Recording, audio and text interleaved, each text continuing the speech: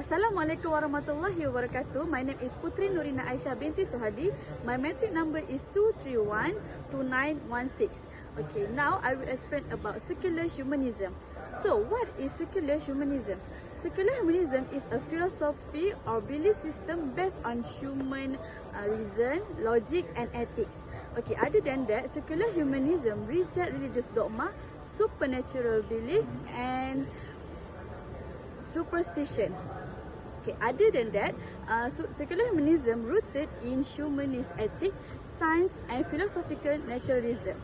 Okay, next, secular humanism focuses on solving human problems through compassion, critical thinking, human experience, and does not rely on faith, theology, and mysticism. Now, I will continue explaining about the history of secular humanism. Okay, at first, secular humanism wasn't a formal movement. It emerged as a reaction by Christian fundamentalists to social and legal changes that challenged Protestant dominance. In 1950s onwards, cultural changes like more open discussion about sex, homosexuality, divorce, and birth control. Hence, this new attitude made conservative Christians feel like their values were being attacked. In the case of Torcasto against Watkins in 1961, public officials cannot be forced to declare belief in God. Okay, so in this case, it got reaction from fundamentalists that they believed there was a conspiracy against Christianity. Okay, and they saw secular humanism as enemy behind cultural and moral decline. Next, in Tim LaHaye's book 1980, which the book name is Better for the Mind, it popularized fear of secular humanism and blamed it for crime, divorce, communism, and more. Lastly, the effects of this movement came in 1987 in the case of Smith against Mobile, where the judge ruled secular humanism was indeed a religion.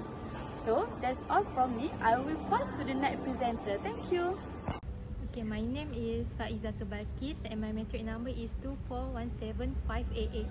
Now, I will explain about the principles of the secular humanism. So first, the principle of secular humanism is the rejection of God as the cause of the universe. So this belief does not acknowledge and reject that God created the universe and the creature found in this world. Secular humanism are naturalists, as they believe that nature is all exists. That means there are no God, no spiritual dimension, and no afterlife. Next, secular humanism adopt ethical relativism, which is the belief that has no absolute moral code exists, and therefore man must adjust his ethical standards in each situation according to his own judgment. So this explains that humans must correct and evaluate their own ethics because human secularism has no rules in morality. Human secularism posits that human beings are capable of being ethical and moral without religion or a god, and hold that ethics is consecration to be judged by results. So they aim to establish moral principles conducive to the freedom and well-being of humans based on ethical reasoning that is independent of all alleged supernatural sources of morality. Third, the secular humanists' rejection of the supernatural or God is central to their avowal or enthronement of the individual autonomy and freedom. They believe that humans can use their own reason and judgment to determine the meaning of life and moral values without relying on religious teachings or external forces and focusing on the freedom of the individual. Lastly, secular humanism is tied to the notion that individuals might experience full range of civil liberties in all societies to enhance freedom and dignity of the same individual. So they explain that individuals should be given the right to make choices or express opinions without being pressured by authorities such as religious authorities. For the issue of democratic society, secular humanism holds that the principle of moral equality must be furthered through the elimination based upon race, religion, sex, or national origin. Assalamualaikum. Hello everyone. My name is Minha Fatima and my metric number is 2415550. So today I am talking about impact on secular humanism. First of all, Islam and challenges of secular humanism. Secular separates God, a religion from the life. Al-Attas says it removes God from our nature, politics and moral values. Nature is no longer seen as sacred, seen as changeable. Without religion, here politics is done without religion and the values are unchangeable. Islam disagrees with this because its value is fixed and timeless. For example, zina is forbidden 1400 years ago and will remain forbidden until the day of judgment. In contrast, the West has accepted things like fornication due to secular humanism. The second one is social and cultural aspect of secularism. Secularism affects our society through media and internet, which often spread ideas against religious values. It separates religion from daily life, making immoral acts like adultery and same-sex marriage seem normal. This weakens family and moral values. Some Muslim thinkers, like Taha Hussein, even said we should follow Western culture completely. This shows how secularism can lead Muslims away from Islam. The third one is impact on education. Secularism removes God from education, making students focus only on the worldly knowledge. This leads to a loss of moral and religious values. In Muslim countries, two systems emerged, one religion, one secular. This caused confusion and weak faith. Scholars later proposed combining both systems to balance modern knowledge with Islamic values. The fourth one is impact on political aspect. Here, secularism separates religion from state, removing Islamic values from politics. It promotes Western laws and weakens the role of Islam in governance. This shift led many Muslims to treat Islam as only a private faith, not complete way of a life. Bismillahirrahmanirrahim. So my name is Iman binti Badar Effendi. My metric number is 2417268. So today I will explain and elaborate about strength and shortcoming of human secularism. Secularism encourages independent thinking and making choices based on logic and ethics. Islam also supports thinking and reflection, but under the guidance of Allah. In Islamic view, Islam teaches the importance of reflection and using the mind. In Surah Ar-Rum, ayah number 8, it says that do they not think about themselves? Allah created the skies and the earth and everything in between for a reason and for a set of time. But in a complementary of view, Islam values reason, which is akal, but it must be guided by divine revelation to reach true understanding. So my second point is promotion of human rights and justice. Human secularism supports justice, fairness, and equal rights for all people. In many secular countries, people are free to speak, believe, and are treated equally under the law. These are seen as basic human rights. But in Islamic view, Islam also strongly emphasizes justice. Justice is a command from Allah. In Surah An-Nisa, ayat 58, Inna Allah ya'murukum an tu'addul amanati ila ahliha wa idha hakamtum bainan nas an tahkumu bil 'adl inna Allaha ni'man ya'izukum inna Allaha kana sami'an basira. Indeed, Allah commands you to return trust to their rightful owners, and when you judge between people, judge with fairness. But it has differences, and the key difference between secularism and Islamic. In secularism, justice can change based on society's view and new laws. But in Islam, which is our religion, justice is a constant and based on the Quran and Sunnah. Sharia is also seen as the most perfect system because it comes from Allah. So next, I will explain about shortcomings of secular humanism, which is my first point is rejection of divine authority. In human secularism, religion is separated from government, law, and public life. Law are based only on human thinking without religious guidance. But in Islamic view, Islam is a complete way of life, not just worship. Islam also teaches us how to live judge right and wrong, and govern. Religion and daily life must always be connected. Evidence from Quran and Surah Al-An'am ayat 162. A'udzubillahi minasyaitonirrajim.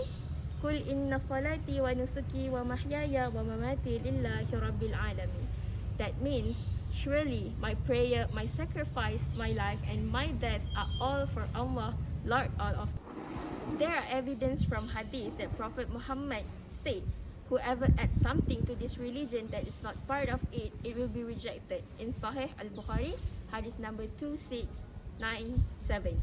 So the conclusion, Muslims should not separate religion from any part of life, because making system without Islamic teaching goes against Islam. So my second point for shortcoming is materialism and spiritual emptiness. Secular humanism often focuses too much on money, career, fame, and material success. It usually ignores spiritual purpose, connection with God, and preparation for the afterlife. In Islamic view, life is not just about wealth, fun, and luxury. This life is temporary and a task for the hereafter, which is akhirah. Conclusion of this secular humanism, I will divide into 4, which is first, final thought, second, Islamic view, third, positive contributions, and last but not least, negative effects. In final thought, Muslims can benefit from some aspects of secularism, but must stay connected to Islam teaching for a balanced and meaningful life. In Islamic view, human secularism supports justice and knowledge, good points, but it separates religion from that daily life. In Islam, religion must guide in parts of life, not just personal belief. So third is positive contribution, which is promotes freedom, equality, and rational thinking. And lastly, negative effects that remove spiritual and religious values from people's lives. So that's all from us. Thank you. Humanism is the idea that human beings are special, that they are not mere animals, but secular humanism. In other words, we don't need God to exist to justify our specialness. That's the secular humanist idea. Here's the problem. In order to offer some kind of meaning to what you and I actually are, to offer some kind of moral dimension to life, if we are the pinnacle, if there's nothing higher than us, then we become the measure of all things. If that's the case, then everything is a matter of human opinion. Because if human beings are the determiner of all things, then all we are left with is human opinion, and it changes. Sometimes for the better, sometimes for the worse. But if God exists, then He infuses our lives with actual meaning and value.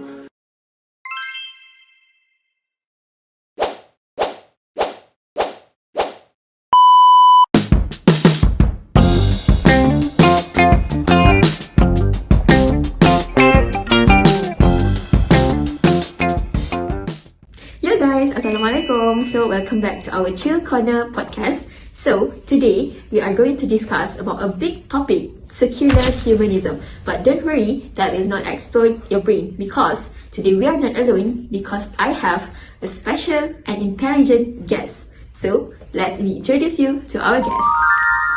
So joining us today is first Associate Professor of Philosophy, Dr. Faizatul.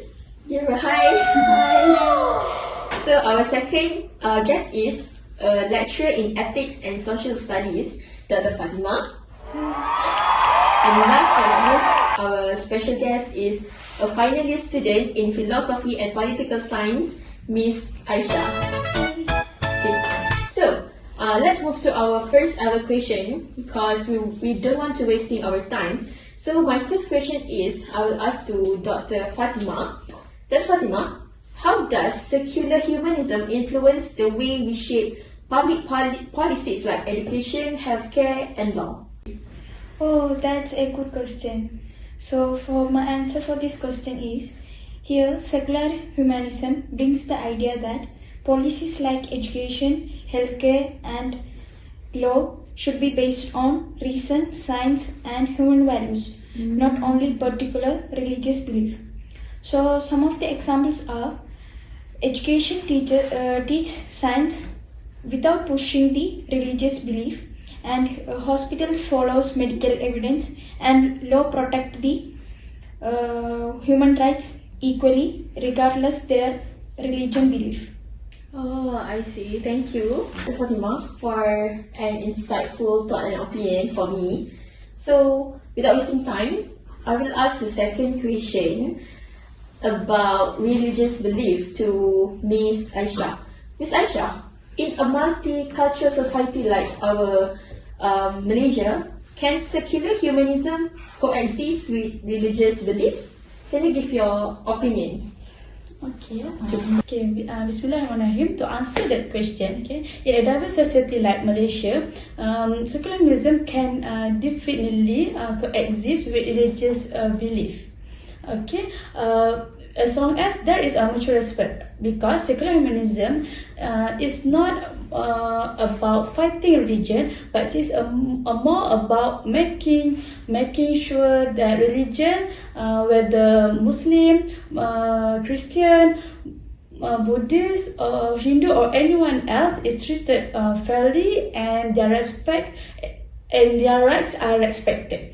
And then if we all hold on the values like tolerance, freedom, and justice, there's really no issue for secularism and religion to move forward together.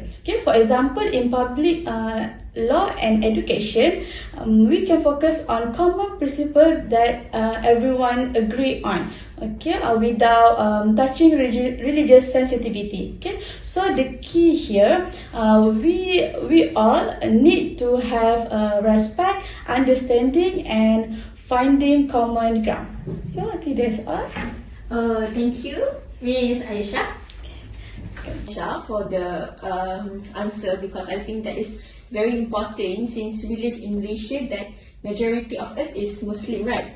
So let's move to our last ever question that will be asked to Dr. Faizatul.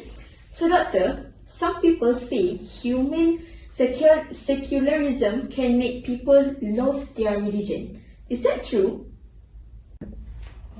For the question, not necessarily, because human secularism more on handling public matters without involving religious. But there are still plenty of secularists who are still religious, because they believe that faith is a personal thing, not something to be imposed on everyone. But there are still more people who are atheists because they strongly embrace secularism, but it's just a personal choice. Oh, so we have our own right to choose, right? Yes. I see. Thank you to all guests for today. It's sad because that's a wrap for our today's episode on human secularism. We have learned a lot from now. It shapes our values on how it's not about rejecting religion, but more about using reason and fairness to guide decision in society. Hope it gave you all some food of thought. So don't forget to like, share, and subscribe if you enjoyed this chat. Bye bye.